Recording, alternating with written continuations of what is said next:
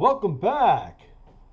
Today I'm going to show you how to update a VMware ESXi host using the ESXi's command line interface, an internet connection from the host to VMware's source servers for downloading update packages. Let's get started. So I'm in a lab environment here to show you. First thing I'm going to show you is that we don't have the latest update here. You can see it. It's 8.0 update 1. As of this recording, there's an update 2 available for this host. So that's what I'm going to show you how to update using the command line and a SSH connection into that interface. So basically you expand host, you right click on manage, you go to services, enable secure shell SSH. So right now it's enabled. And it's going to warn you over here that it's not recommended to have that enabled all the time. You might want to disable that if you don't really need it all the time. It's less attack surface, etc. To have that disabled. If you have that disabled, it's better. So the next thing we're going to do is we're going to launch a SSH client, such as PuTTY, which is freely available. Also, I like to use Mobex Terminal. That's also freely available, although there is a paid version, and I highly recommend getting the paid version. It's well worth it, and it supports the developer. So I'll launch that, which I've already launched here, and I've configured a connection to my host. So I'm going to connect to it. Now it's going to ask the server identity has changed, or it's going to ask, hey, do you trust this this SSH connection from this host with a certain fingerprint? And if you trust it, you say accept. Okay, so basically a log on as a root user, a user with privileges for that. So.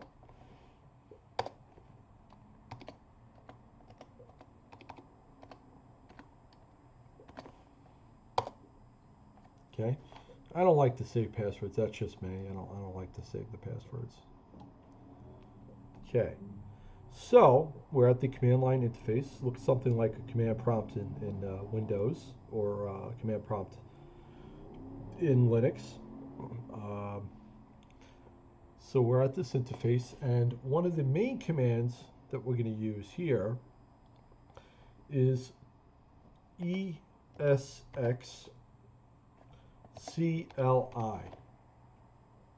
That's the main command that we're going to use here. And I can actually get help by typing dash question mark. That's what most of these commands do. And as you can see, it gives you different categories which you can actually execute the command on.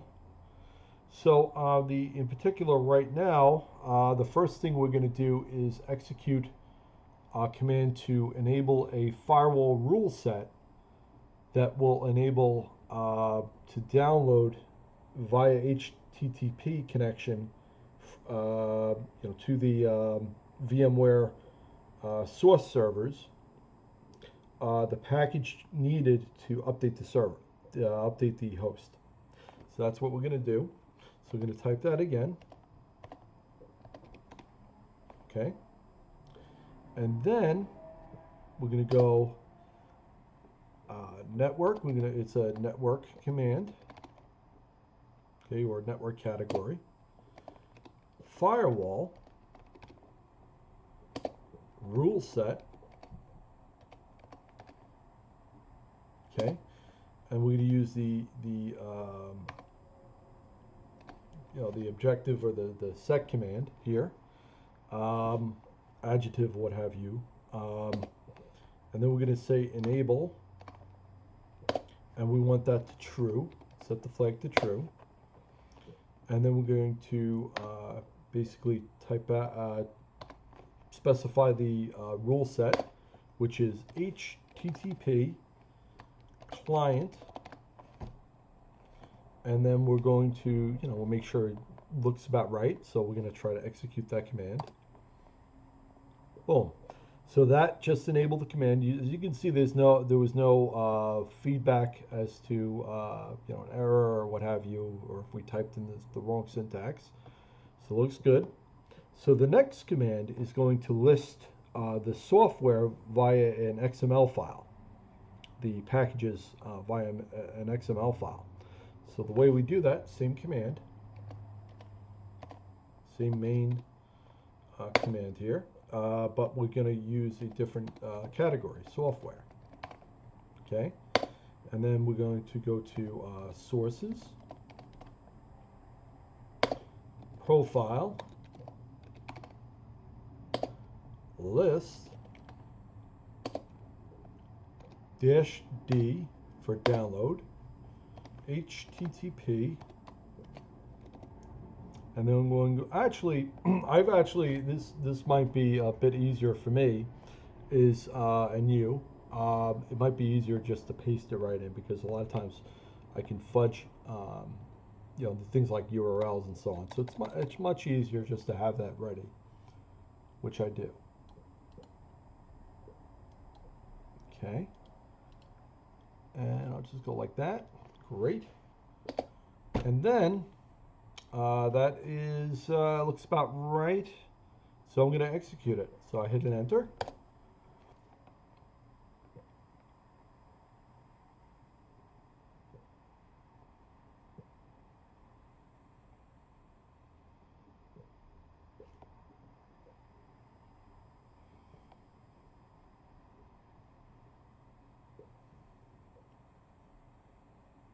Okay, so as you can see, it outputted these packages that are available. In this case, I want to select, in my case, I want to select this one.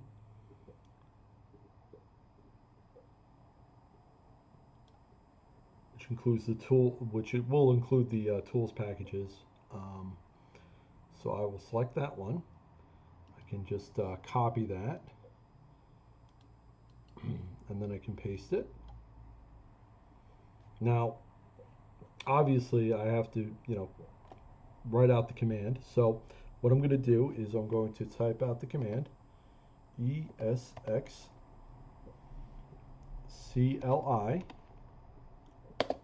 software, okay, profile, very similar here, update. Okay. You still have to specify where you're going to pull the updates from. So here, which is, again, that's actually typed in over here, the URL, to make it easier on me.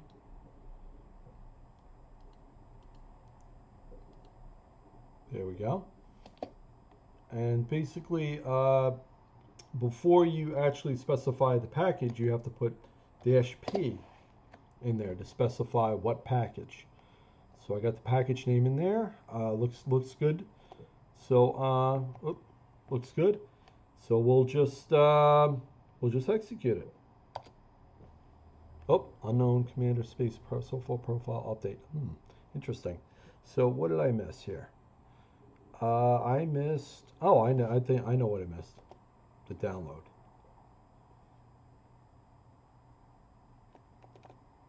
So here, that should do it.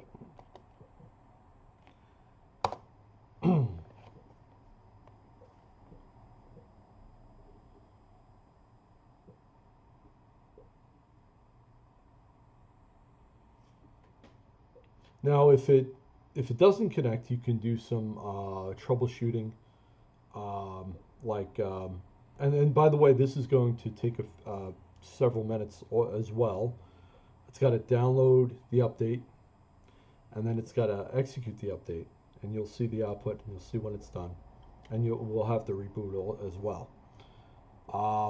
But as you can see,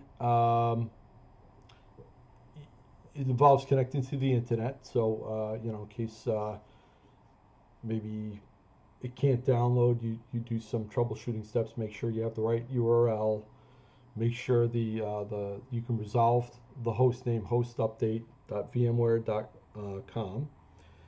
Do an NS lookup on that, right on the command line interface, like you would on a Windows computer or Linux computer, or Mac. Do those things. Make sure your DNS servers are configured properly.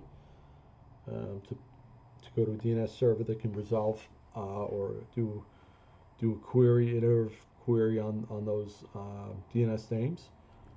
And then you have your gateway configured, etc., your firewall and all that stuff configured. So those are the basic things that you want to check if this doesn't work.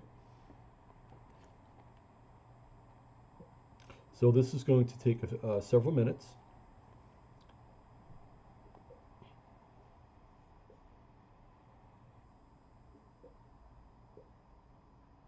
Okay, and as you can see, we're done. It gave some verbose output, and it says reboot required.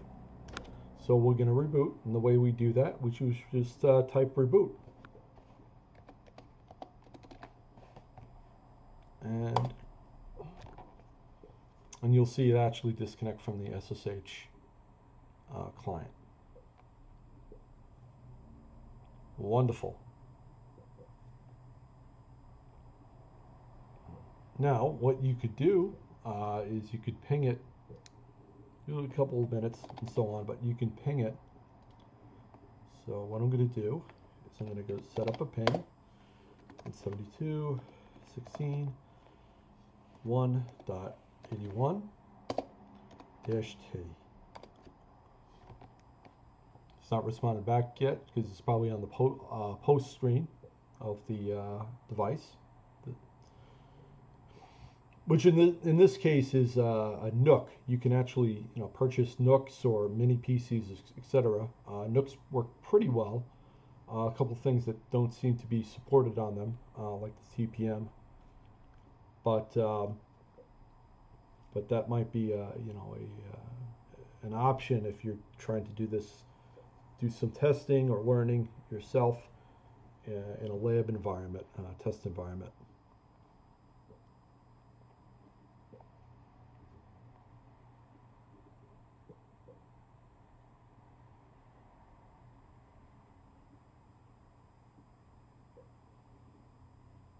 Okay, there we go. It's coming back up. I give it like a little bit more time though, just to make sure,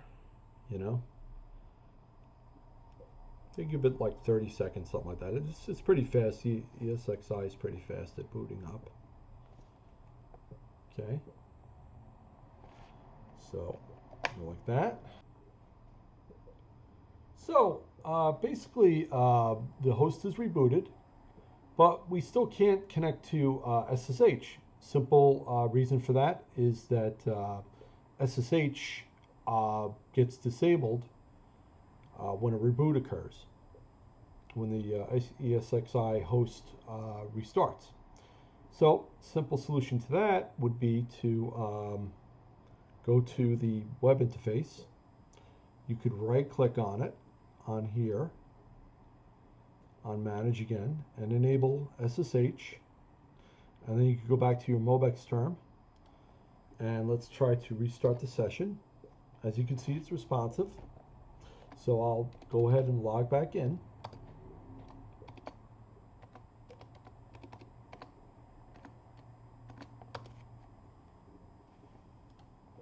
And now we want to log back in because there was a firewall rule that we had enabled before. We want to disable that. We want to make sure that's disabled. So same thing. It's going to be reversed. Instead of true, it's going to be false. I'll show you. So it's going to be esxcli. Okay. Network. Same command as the first command we ever ran. and you go firewall, ruleset, set -e. Now we're going to set it to false. Okay, so enabled false, and then the rules, we have to specify the rule set. So it's going to be httpClient, and then we hit enter, and boom, we're done. So that should take care of that, and then we just go ahead and exit, close Mobex term, and then we go back to our web interface. We can verify that the update has occurred, update 2, and then we can we should disable SSH as a security precaution, less attack surface on the ESXi host, and there you're done. That's how to update using the CLI interface and internet connection from that host to VMware. Thank you for watching.